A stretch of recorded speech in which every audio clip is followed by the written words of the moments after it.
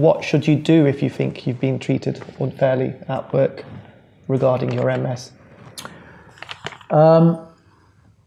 Again, it depends on the employer and who's treated you unfairly, really.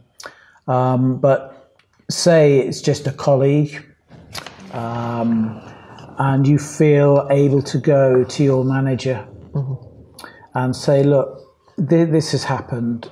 I don't think this is quite right. I don't think, Jimmy quite understands what he's doing or the ramifications of it.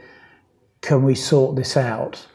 Now, this might just be done internally within the company, and the manager thinks, yeah, you've got a point. I'll have a quiet word with Jimmy.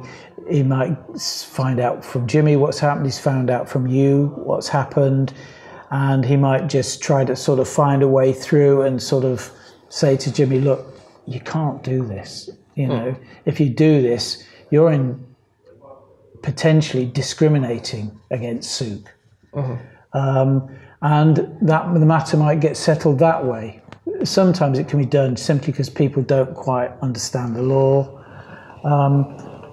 Or if you couldn't go to your manager for whatever reason, you might have an HR department that you could go to, or the organisation might have what's called an equality champion, somebody who's sort of a specialist in this kind of area, who sort of tries to look after fairness in the workplace. Or if you're a member of a trade union, you could go to them and see if you could get their support, and no doubt they would support you.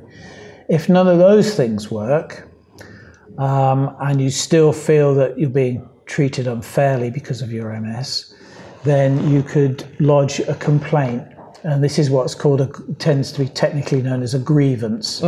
And organisations are supposed to have grievance procedures, which are set procedures, which when somebody makes a complaint are followed, so the employee can sort of make their case. It can be investigated, looked into, the complaint heard, witnesses are called, evidence is taken, statements are taken, and then again a decision can be made by a manager who's nothing to do with the case whatsoever, really. So you get an impartial decision. Again, if you're not happy with that, it's back to the employment tribunal option.